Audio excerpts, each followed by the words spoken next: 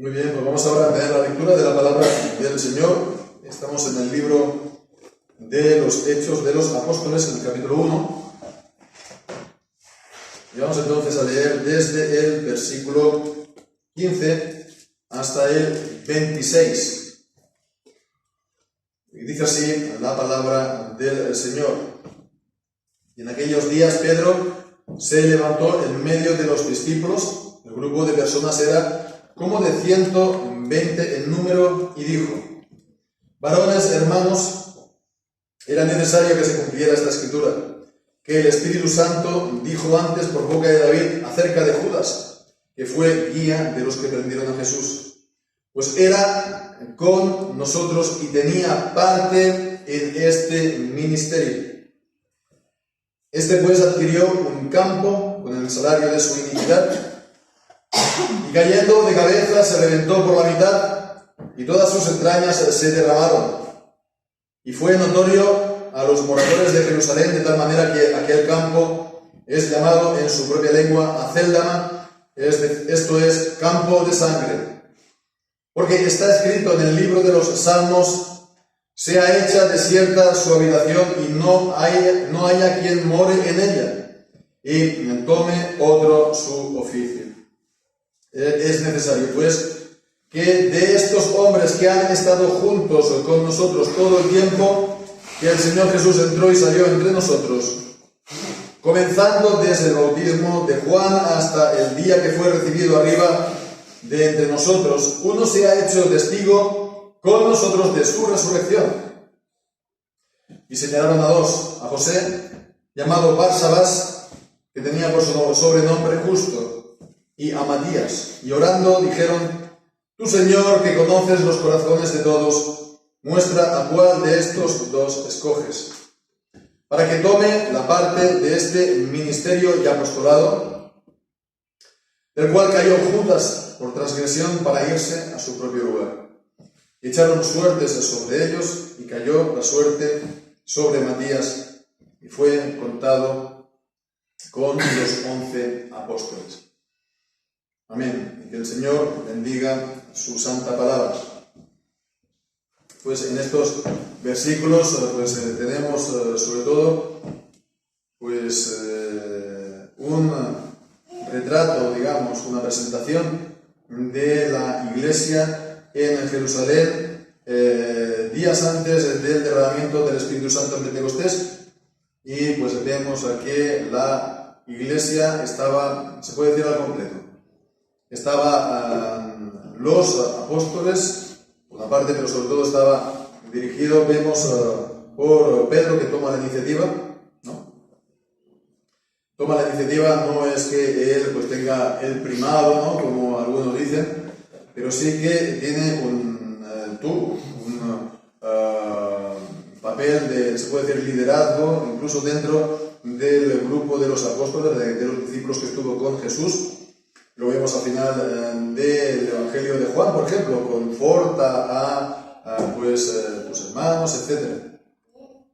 Entonces no es, por supuesto, la roca sobre la cual está fundada la iglesia, ni sobre sus, comillas, supuestos sucesores en Roma, porque no son sucesores de Pedro, sino que esa roca es Cristo, y también Efesios 2:20, el fundamento sobre la cual está construida la iglesia es el fundamento de los apóstoles y profetas en general.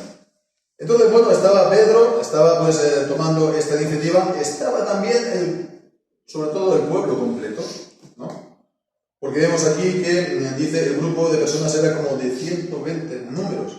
El número, bueno, no es por hacer numerología, ¿no?, pero vemos que también el número aquí tiene su importancia. 120 es 12 por una parte por 10. 12, pues las 12 tribus de Israel y los 12 apóstoles, y multiplicado por 10. Y entonces la idea que está dando esto es la idea de plenitud, aunque era pequeñita, pero en cuanto a número era, digamos, no vamos a decir un buen número, que nos gustaría, ¿no?, tener 120, ¿no?, pero era también una señal también de plenitud, se puede decir.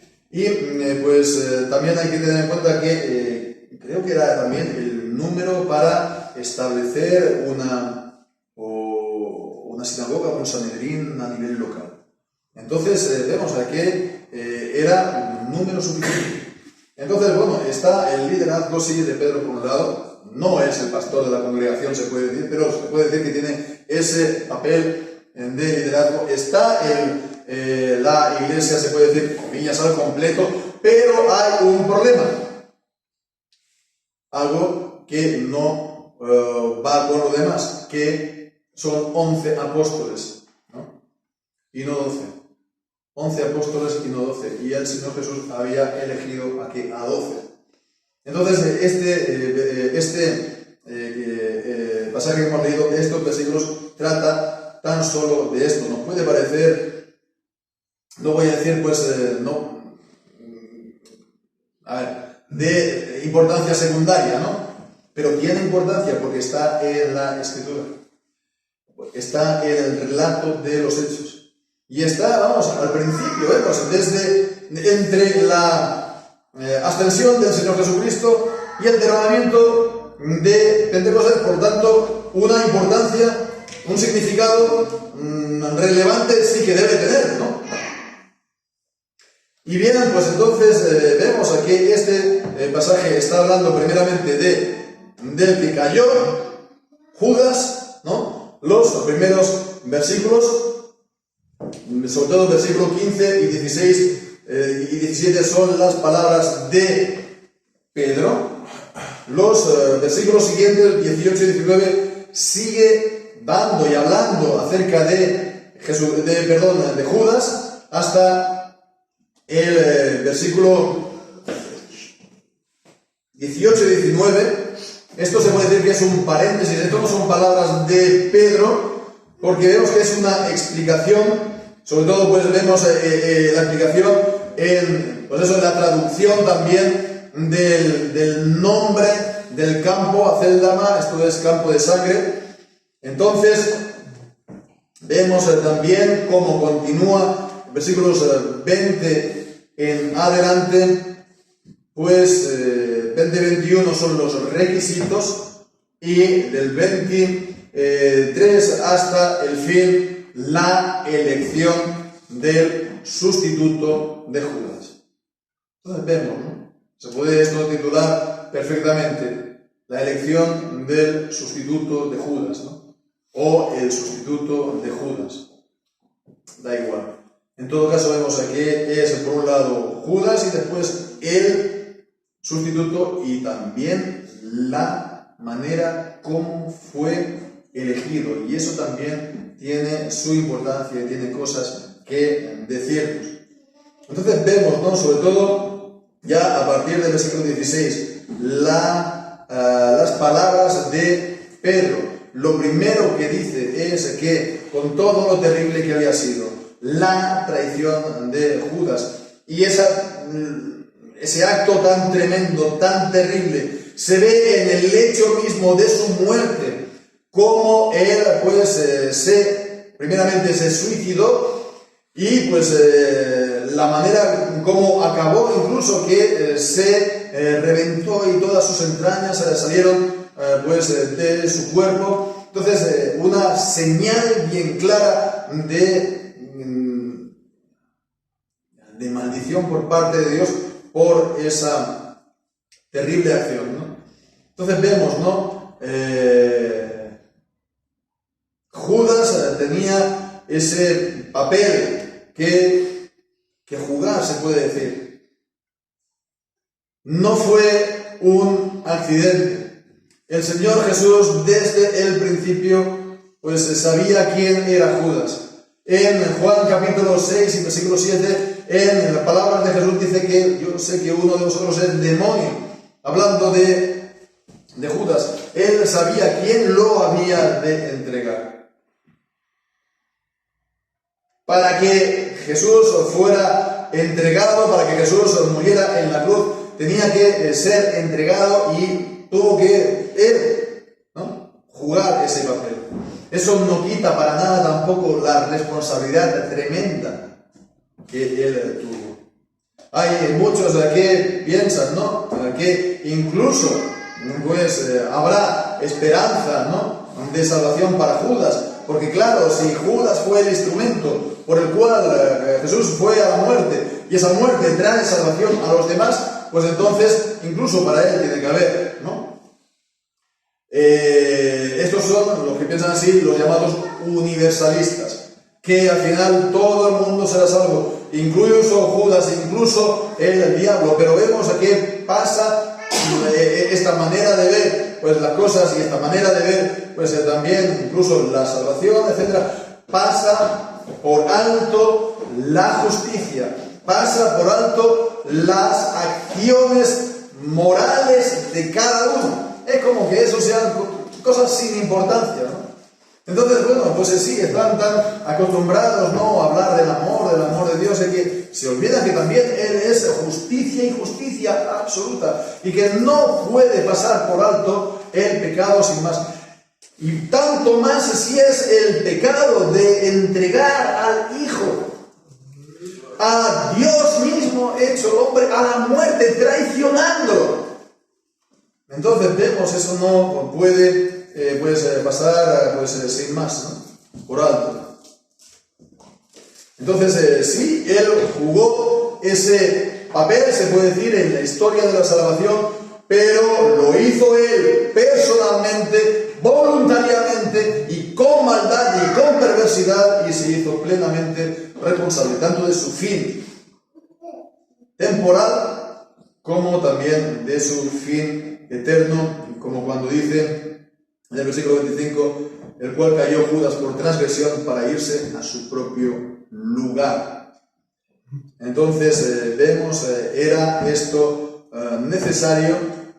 Y también pues vemos, ¿no?, el versículo 19, de paso pues decimos también pues acerca por eso fue llamado ese campo Acéldama, porque bueno, dice que fue comprado también pues por precio, ¿no?, 30 monedas de plata. Vemos en Lucas 22:5. Y bien, pues aquí se nos dice que es llamado campo de sangre por la muerte de Judas, ¿no?, por su final, ¿no?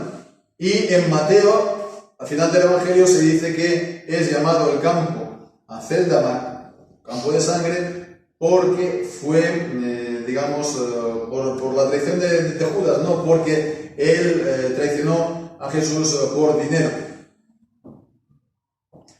Bien, pues entonces vemos que las dos son palabra de Dios, las dos son verdad y las dos son correctas, y la una no excluye a la otra.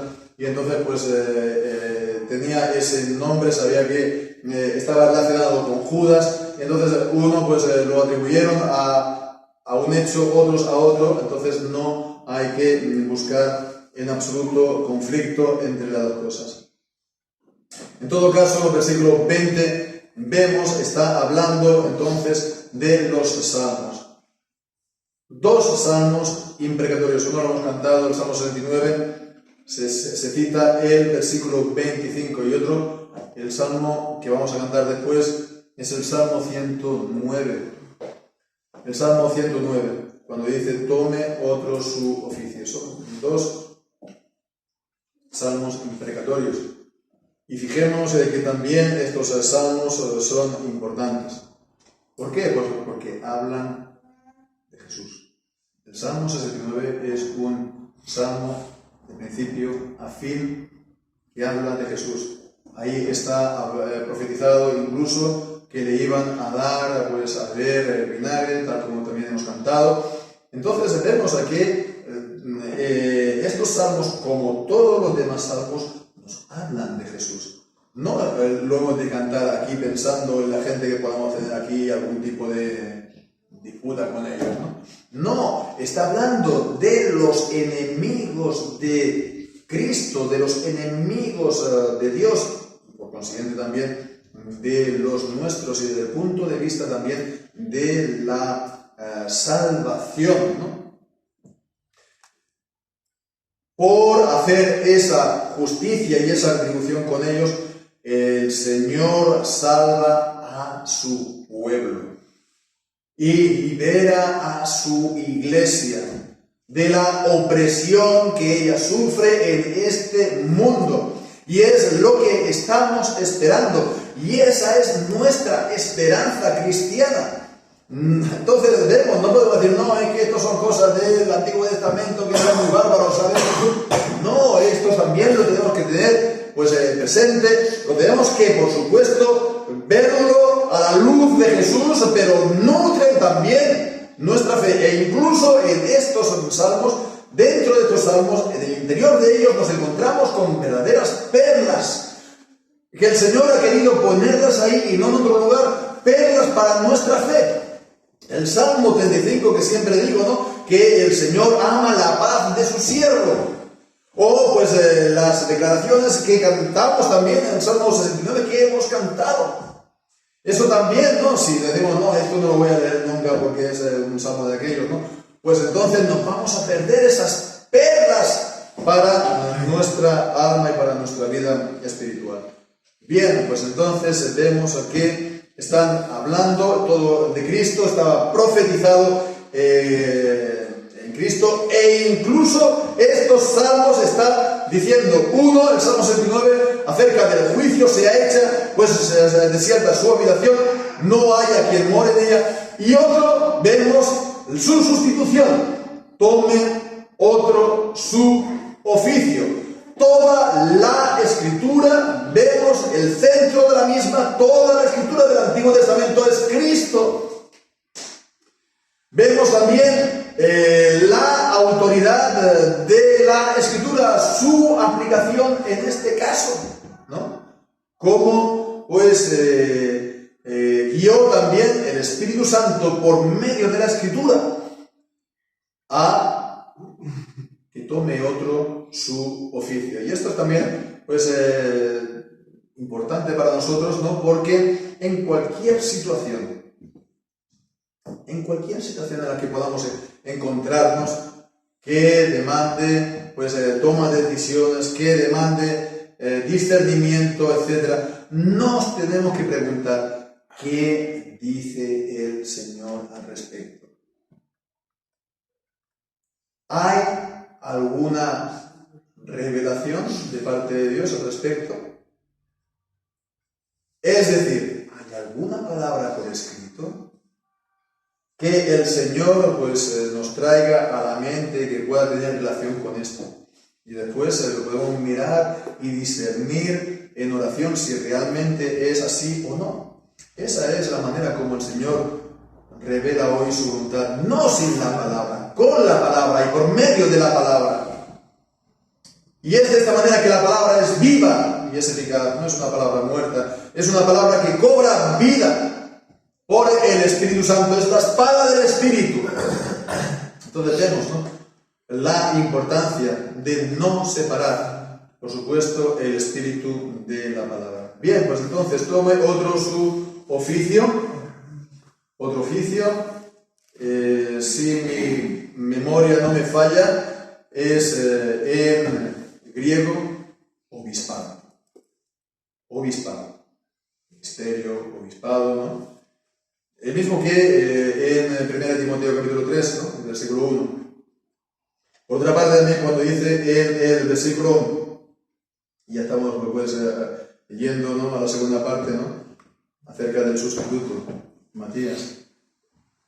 Entonces, en el versículo 17, creo, la palabra parte es cleros. Y sin duda lo es en el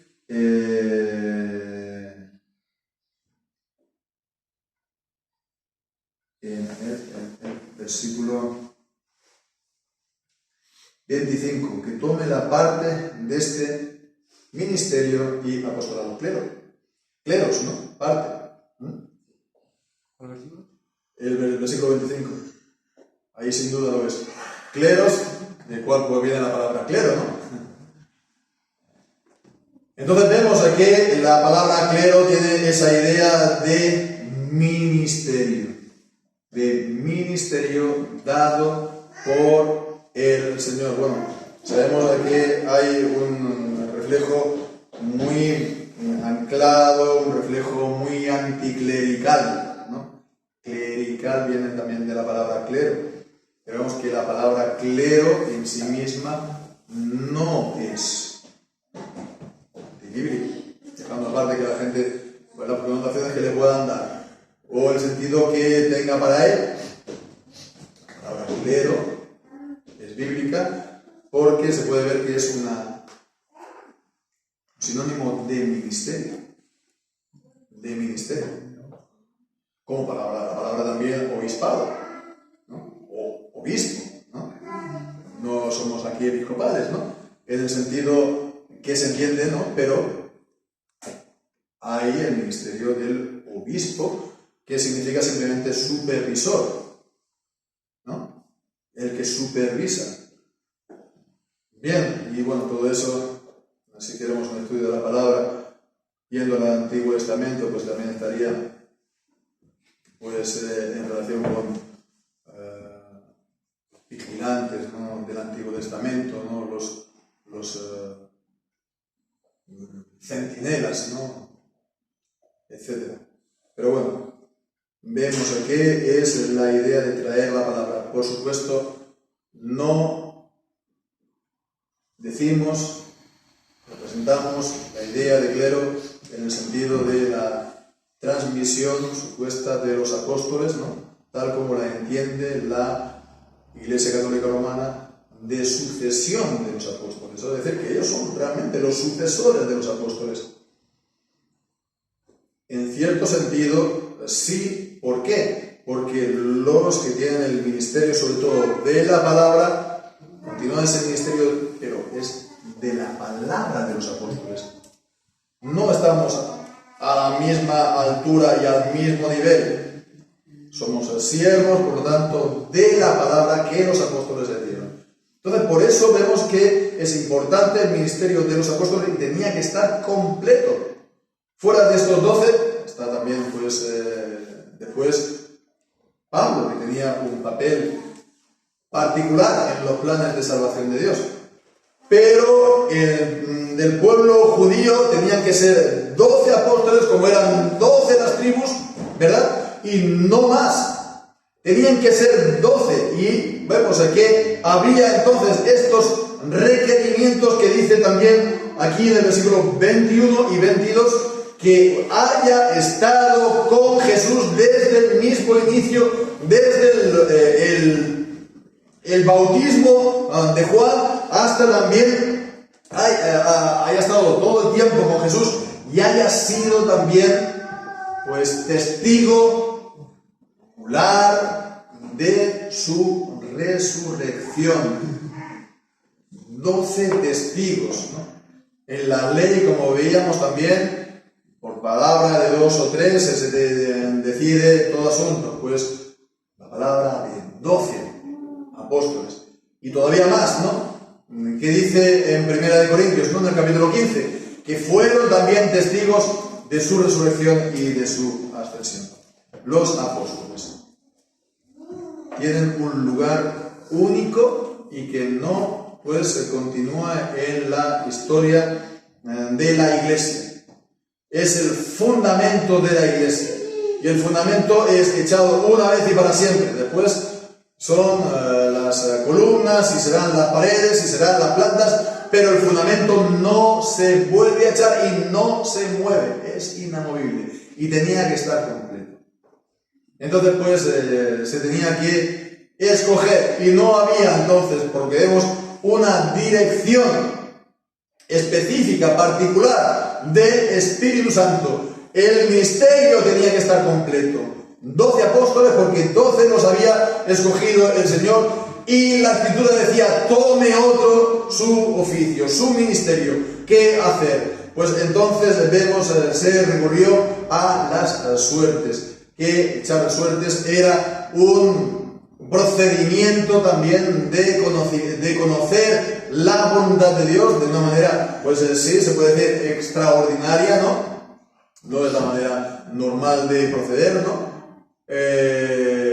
Es algo también parecido al Urim y al Tumim en el Antiguo Testamento, ¿verdad? Pero bueno, vemos aquí una vez echada y una vez pues decidido, se toma como palabra del Señor y se actúa en consecuencia. No es aquello de decir, no me gusta, no me gusta esto. Entonces se hace poniendo a Dios por delante y invocando su nombre. Entonces vemos, es también algo solemne, es una especie también, se podría ver de juramento, de que se va a cumplir lo que salga. En fin, vemos, es algo sumamente solemne. Y bien, pues entonces algunos dirán, no, pues aquí ellos, si hubieran orado más, el Señor se lo habría mostrado, o si hubieran esperado un poco más, habría venido Pentecostés y se lo habría pues, enseñado el Señor, ¿no? Pero vemos aquí la Escritura no condena, ni mucho menos presenta este pasaje con total naturalidad para decir que ellos actuaron correctamente para conocer la voluntad del Señor. Hubo dos entonces, uno Barsabás, literalmente hijo del Sábat, José, llamado Barsabás, el hijo del Sábat, y también que tenía por sobrenombre Justo, y a Matías, nombre que significa don de Dios. No, don de Jehová. Bien, pues entonces echaron suerte sobre ellos y cayó la suerte sobre Matías y fue contado con los 11 apóstoles. En todo caso, vemos, para concluir, el Señor conoce los corazones de todos. Y el Señor escoge a quien ha de servirlo. Vemos en el capítulo 13 de Hechos, primeros versículos, como también se eligen siervos, ancianos en las iglesias, y es también el Espíritu Santo quien decide, ¿verdad? Y esta vez de una manera directa y audible. Ministrando, versículo 2, estos al Señor y ayunando dijo el Espíritu Santo, apartadme a Bernabé y a Saulo para la obra a los que he llamado.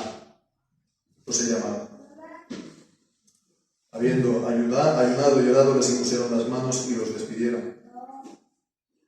La manera fue distinta, pero en el fondo es lo mismo. Es Dios quien elige. Espíritu Santo dice a la obra que a la obra a los que le he llamado. Es Él quien elige, y aquí también es el quien elige a Matías. ¿Por qué? Porque Él conoce los corazones y Él es quien llama. Y los que han sido llamados por el Señor a servirlos, el Espíritu Santo que los llama va también a dar el testimonio en la iglesia para confirmar. No puede ser de otra manera. No puede ser de otra manera. La base, por lo tanto, del ministerio de aquel que es el llamado verdaderamente por el Señor es el Señor. Y sí, hay ese reconocimiento de la iglesia, pero es algo que da el Señor a esa persona en particular. Los demás lo reconocen y hay la imposición de manos, etc. Pero no es la iglesia la que llama, es el Señor quien lo hace. Es el Señor quien llama y por lo tanto, de ahí procede por lo tanto también su ministerio. El Señor conoce los corazones. El Señor conoce los deseos más íntimos de cada uno. De la misma manera que conoció al principio del Evangelio de Juan, ¿no? En el capítulo 15, en el capítulo primero, ¿no? Lo que había en el corazón de cada uno, incluso de Natanael, dice en el capítulo 1, ¿no? De Juan. El Señor conoce nuestros más profundos pensamientos y nuestros más profundos ellos. Pues podamos entonces nosotros confiadamente, ¿no? Pues ponernos en sus manos para servirlo.